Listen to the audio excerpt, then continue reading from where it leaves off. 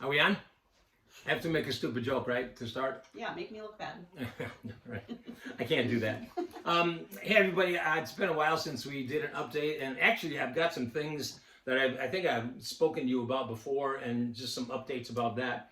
One has to do with these teaching videos that Annika and I are going to begin again, and the format for them, some of you are familiar with when COVID started, whenever that was. Annika came to me and wanted to have me talk about things, and the theme was when the foundations are shaken, what are the things that don't move? And we did 54 episodes of that, and then kind of ran out of gas for that. And this next iteration of that is really coming more from me in terms of some things I want to talk about. And I'll set it up with this, that throughout the history of God's people, there has been this cycle that we have gone through. And some of you who've heard me preach over the years, this will sound familiar. And what the cycle has been is this, that the people of God would forget who they would forget whose they were, and they would forget why they were here. What the why is their mission. And every time they did, they'd go into exile. And if you know the story from beginning, even in the Garden of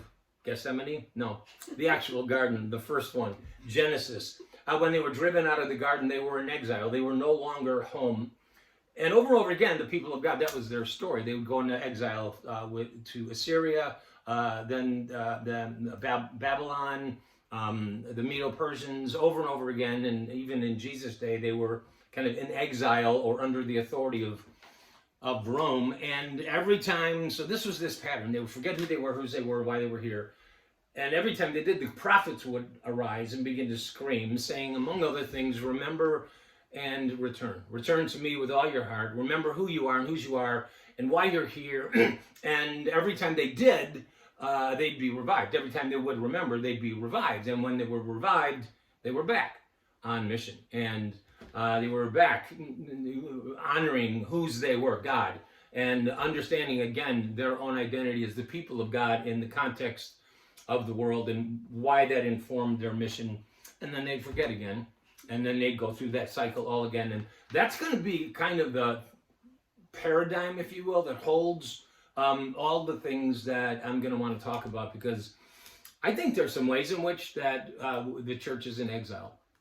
And don't let that feel really heavy, because I think we all go into exile. We forget who we are and whose we are and why we're here. And we need to remember, and we need to remember over and over and over again. And in fact, and so we're in the process of putting together the teachings that we want to do that I think are kind of fundamental to the things that continually need to call us home and that we continually forget. And a very personal thing for me is this verse in 1 Peter 1, verse 12, that's kind of driving this for me. It's where Peter says, I want to remind you of things you already know. So these teachings that are coming will be things you already know, so that after my departure, and I know that sounds all dramatic, but I'm aware of that, but so that after my departure, the things you already know will come to mind. You will know these things. And so we're really, the reason it's taken long to get to the videos and actually do them is kind of sorting out where do we start, what are the big themes. So pray for us about that, but that is going to be coming.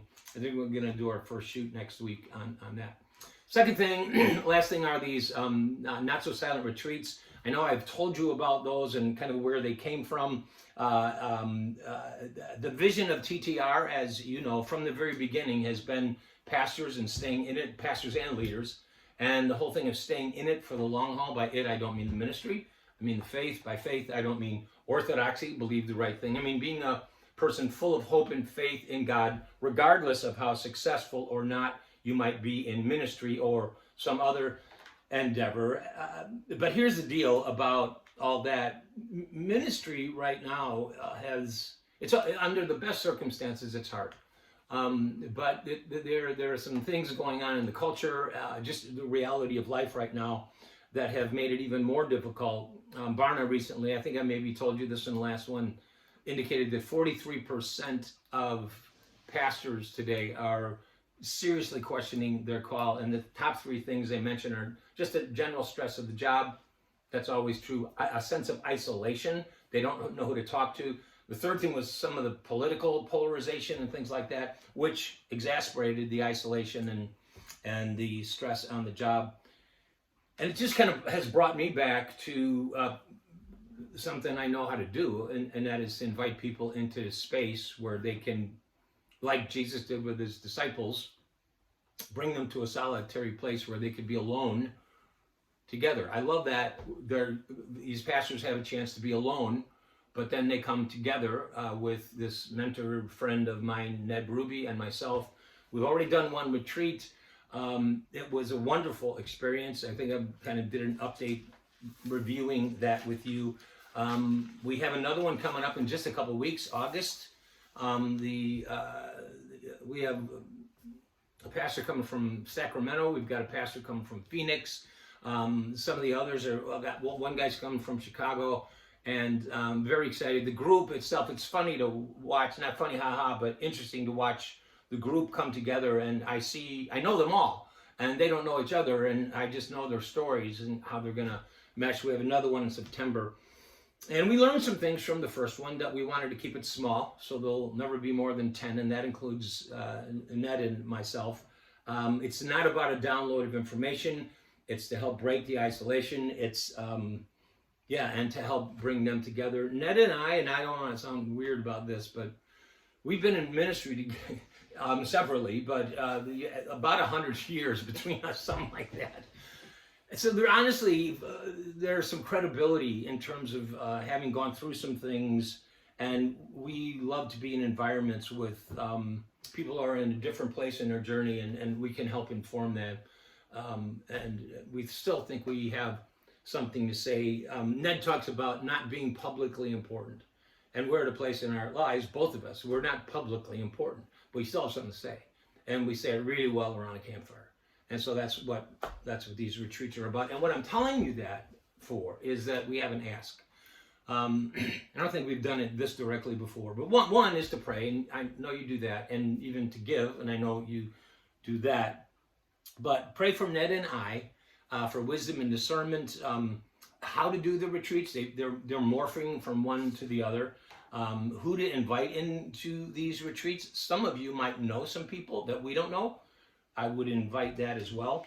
The other thing is the financial support. We don't want anyone who wants to come to these to not come because they can't afford it. And we've been very grateful for your giving, that when you were giving and you weren't sure what you were giving to, one of the things that we're needing finances for are these retreats. We did figure out that the last retreat we did, the entire thing cost $3,000. Now, that might sound like a lot, but if you've ever been on a retreat or run one, that's really not expensive. For 10 people to be on a retreat, that's food, lodging, $3,000. I think there was one plane ticket involved in that. And that just gives you an idea of the kind of need we would have. But I just encourage you and ask you to pray about financially supporting a very specific thing that we're hoping to do again. And again, we have one in August, we have one in September, where the list is pretty long of people who have indicated interest in this, and we'll see where it goes from there. But that's the ask. I just appreciate whatever it is you can do, and I know that you pray, and if you're watching it, you care. So thank you, and God bless. And she's going to press the button